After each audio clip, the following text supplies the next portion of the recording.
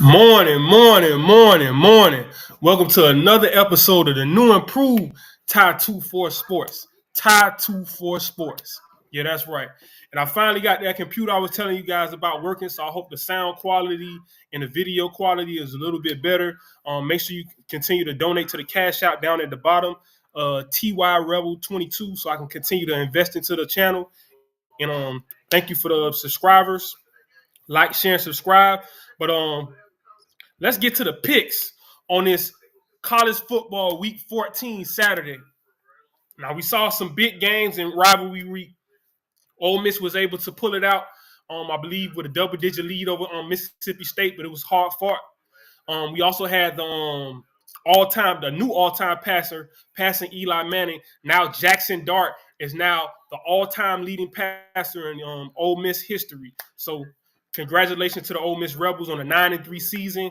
We'll see how the dominoes fall. Will Alabama lose? I don't have the iron bone on the ticket as you see, but let's go through some of today's picks and we'll get back to that because it's a lot of storylines with this rivalry week. And also, you see the picture up here. This way, that way, I guess. Yeah, that way. You see, that's not Dia Bell. That's actually Malachi Tony of American Heritage that actually knocked out those New Orleans Vikings. Shout out to my big cousin Vonda and my mom. But they did make it to the third round. But now we're going towards the semifinals and the state of Florida high school football championship. But as I said, let's get to the picks in college football. We got a Illinois money line. We have Michigan plus 21.5 until Ohio State proves to me that they can beat Michigan. I'm definitely not giving them 21 points or 22 points. So I'm going 21.5. I think you actually can go with the regular 18.5 plus 18.5 for Michigan because don't be surprised if Michigan keeps it close. Okay, Clemson. I'm going to go Clemson money line over South Carolina. I got Army to continue rolling money line. Then Miami. See, Syracuse would be a trap game, but Syracuse is 8-3. I don't know where they get this narrative from that Syracuse isn't a good team. They're the ones that knocked off UNLV that's actually in contention still with Boise State for a playoff spot. And not only that, Syracuse has just had a lot of big wins. Their loss was to Georgia Tech, which beat Miami. And basically, if it wasn't for the referees, would have beat Georgia last night. So Syracuse is a very formidable team. Their worst loss was what? To the undefeated at the time, Pittsburgh. Syracuse has been fighting all year long. I didn't really care for the Stanford game, but Syracuse is a strong team. But I feel like Miami, that's the wrong way to fight them because they're high powered. If you're not as strong as them, but you're coming in as a threat with Cam Ward basically being outside of the Heisman with Travis Hunter, all but closing it up with the touchdown and the interception yesterday. I think Cam Ward will have a back up against the wall mentality, and don't be surprised if the Hurricanes not only win but cover the spread. Then we go to Iowa State. Iowa State has been up and down, but again, they're going against Kansas State, similar to the Syracuse and Miami thing. They are not going to sleep on Kansas State, and I think with two focused teams, I believe Iowa State will be able to pull that away in a tough Big 12 matchup on the way to the Big 12 championship. Then we got Texas A&M plus 7.5 against Texas because I don't see a blowout either way. And then we got Washington. I'm going to take Washington plus 21.5 against Oregon. Oregon's been kind of tired and shaky. They played 8 weeks straight after their first bye week before they got their second one. I still feel like they're looking ahead with the playoff already wrapped up and the Big Ten championship spot already wrapped up. I think that they'll be looking ahead, so don't be surprised if Washington can at least keep it within 21. UNLV, money line. Enough said. That's why I'm telling you about Syracuse. That's one of their big wins. Then we got BYU minus 9.5. BYU will not fall victim this week. We got Duke, which will help Miami out, money line. Louisville, which will help Miami's resume. Money line against Kentucky. That's a big theme they were saying on ESPN College Game Day. This whole SEC, ACC, Big 12, what's a good conference, what's not a good conference. I want to see the ACC teams do what they need to do with Clemson and the Louisville's taking on these SEC teams. Even though I'm an SEC guy and I'm an Ole Miss guy, right is right and wrong is wrong. And this whole idea that if they expand to 16 teams, the Big Ten and the SEC want 4 guaranteed spots. What's the point of playing your regular season? That's your playoff already there. If you can't at least go to your conference championship, what makes you think the 3rd or 4th team in your conference? So let's do this now. Big Ten, because Big Ten is not the SEC. They just have money. So you got Oregon, Ohio State, Indiana, Penn State. Okay, so maybe or maybe not, but they're not in victim. They're not in danger of missing the playoff. But I feel like, no, I know there's no sport where you lose your division in the NFL and you get all the wild cards because the AFC North is better than the AFC East. It doesn't work like that. You are what your record says you are. And some of these teams joined the Big Ten or joined the SEC, like the Texas, the Oklahoma, and they're not the ones complaining. It's really the people that were already there. But at the end of the day, you allowed them to come in. You had a choice. You could have been in the ACC. I believe South Carolina used to be an ACC team. Georgia Tech used to be an SEC team. So if you feel like you can't stand the heat, get out the kitchen. But don't cry about your schedule, because when Georgia plays Georgia Tech close, oh, they're a great team. But when Miami plays them close and loses, oh, they suck. Even though Georgia Tech has knocked off a bunch of teams this year and has played close with everybody except for Notre Dame. So we constantly move the goalposts, and I want parity in the sport. And I understand when you have injustice one way, it'll go in the other way at one time. Because in 2004, when Auburn was undefeated and they got left out of the championship and there was no playoff, we wanted to cry in the SEC because USC and Oklahoma got the benefit. But now we're doing the same thing. So you have to be fair, because if you're unfair, then what do you think you're going to get? Okay, now, South Florida. Shout out to South Florida. I'm going money line with them. Sorry to go on this long monologue, but if you know me, I've been passionate about football since a wee little child. Shout out to my cousin Taria. She's the one that suggested I get into journalism when I was a child, and then she suggested to get back with it as an adult when I got into venturing into other things. But let's go to college basketball, because this is Thanksgiving weekend. A lot of people talk about the Cowboys. They talk about the Lions, and also the Chicago Bears fired their coach because of game management. I don't know about that, because Caleb Williams, now he's going to be a second-year quarterback with a second offensive coordinator and head coach. Hopefully somebody within the organization that has better management skills but has the same scheme, maybe they'll hire from within. I think a lot of teams need to think about hiring from within, because as a player, I know what it feels like. You got to learn a new system. Then you might be like, hey, I got this down packed. I'll be doing better with it next year. No. Now you got a brand new system next year. You got to start all over. So that's something to think about. But as far as college basketball, I was unsure in football, but I'm sure in basketball. Texas A&M -3.5 book it. Then in basketball, we got Temple holding it down for Philadelphia. The city of brotherly love. Let's go. Then we got New Mexico State -1.5. So I got them winning by at least 2 points. So that's going to be my college basketball picks. Let's move on to the NBA, National Basketball Association. Now, I went against Atlanta the other night. I will not do it again. Atlanta Hawks money line. Enough said. I'm going to go out on the limb against a shaky Philadelphia 76ers, and I'm going to take the Detroit basketball. Yeah, that's right. The Detroit Pistons money line. Then we got Golden State Warriors against Phoenix. I do not trust Phoenix. I do not trust Phoenix. I'm going to repeat it. I do not trust Phoenix. Golden State money line. So that's pretty much the picks.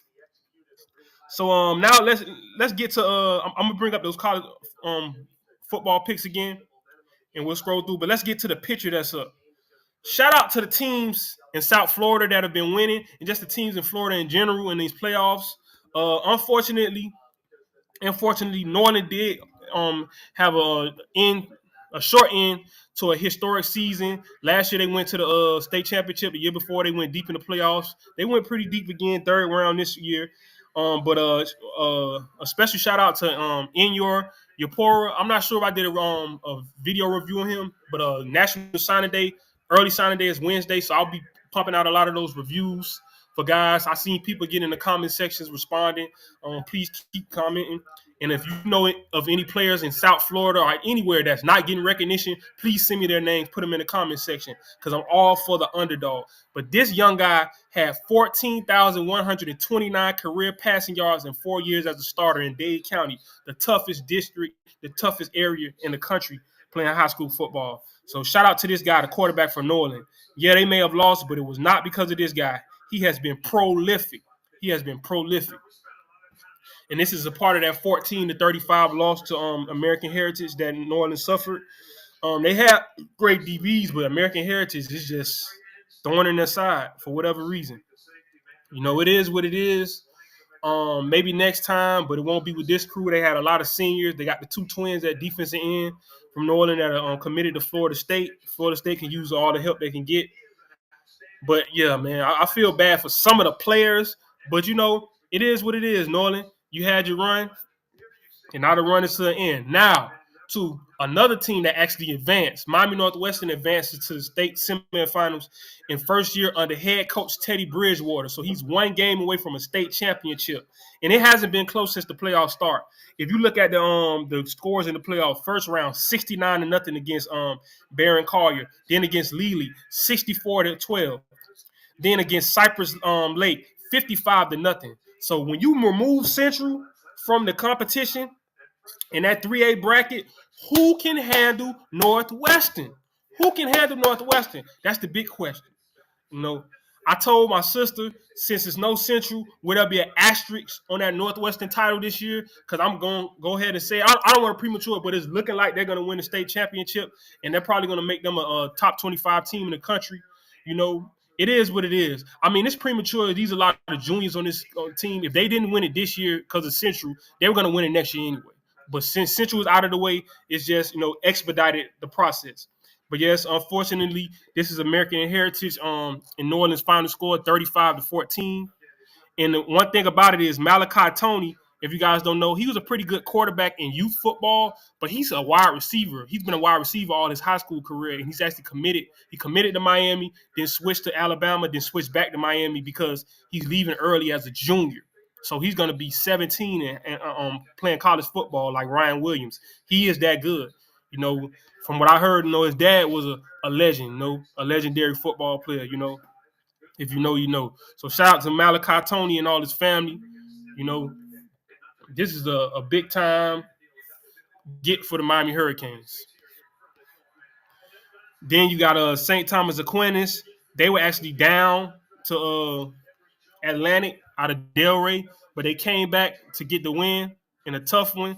So they're one of the few teams, a bunch of teams from South Florida that are advancing. I think we got South Ridge in 7A and 6A. You got Columbus in the semifinals. You got 5A. You got St. Thomas. 4A. You have American Heritage. 3A. You got Miami Northwestern. In 2A, you have Miami Booker T. Washington. In 1A, you have Chaminade Madonna. So it's Broward and Dade, all up and down the state semifinals. We'll see what happens in the state championships. But that's Malachi Tony. He's telling you it's time to go to sleep in New Orleans. But New Orleans is still a tough team. This is why people talk so much trash to them, because they were bringing it. Like all year long, they were getting the best out of everybody. Shout out to Ben Hanks Jr. He got on the blue and orange, hat, beanie like myself, represent for those Florida Gators. He's one of the top players. He's the top DB in all of Florida. No disrespect to DJ Pickett. DJ Pickett may be the best athlete. This is the best DB cornerback. This guy gets an interception on the regular. It's a common theme now, and that's crazy for a high school kid, But Ben Hanks leading Booker T. Washington. This is about how far I thought they would make. Will they make it to state? We're going to see. I'm starting to believe Booker T. is going to sneak away with a state championship, which that would be great for those kids in Overtown because they get overlooked. That's why I try to do a lot of reviews for them. But, yeah, this is what I'm talking about. Said we could see Malachi Tony at quarterback tonight against Miami New Orleans. So this is just a picture of him when he was a youth football player. And, yeah, the wide receiver is a 4-star wide receiver, but he played quarterback last night because Diabell, the 5-star that's hurt, committed to Texas. He's going to be a junior next year. Be a senior next year. Because he's American Heritage regular quarterback, but he's hurt. So the wide receiver moved the quarterback that's committed to Miami. So they crazy good there at American Heritage. But this is him at Washington Park when he was playing 11U. So shout out to Malachi Tony. Shout out to Booker T, getting the win over LaSalle. And then also, Don't be fooled by the record. This is the best 5-7 team you're gonna see. Everybody said it, and then look at their remaining schedule: 3-8, 7-5, 5-6, 3-8, 3-8. The Miami Dolphins, they coming for you because they could have laid down. They could have laid down. It was cold. They were scoreless in the first half, but they fought as hard as they could in that second half, and that's a good sign. Sometimes there's good losses and there's bad wins. This was a good loss to the Packers, an 8-3 team. But the Hurricane, I'm sorry, not the Hurricane. The Dolphins and the Hurricanes, the Dolphins are dangerous. They are dangerous. Don't forget, they were on the road. Tua got hurt and they lost some games. They still pulled out one with Tyler Huntley. Then he gets hurt. The Dolphins are dangerous. Fan or not, I'm just warning you guys. Look out for them. Do not sleep on them. Okay, I'm Ty24 Sports. That's going to be my show for today. Please like, share, and subscribe. Follow me on Instagram, TikTok, and Twitter, Ty24 Sports. And also, please donate to the channel. It's down at the bottom. And Cash App is going to be TY. I'll let it scroll by. Okay, there you see. TY Rebel 22. TY Rebel 22 because I'm an Ole Miss Rebel and I used to wear number 22. If you didn't know, here, wild guess. Okay, you have a blessed day. Happy Thanksgiving. Happy Hanukkah, Kwanzaa, Merry Christmas.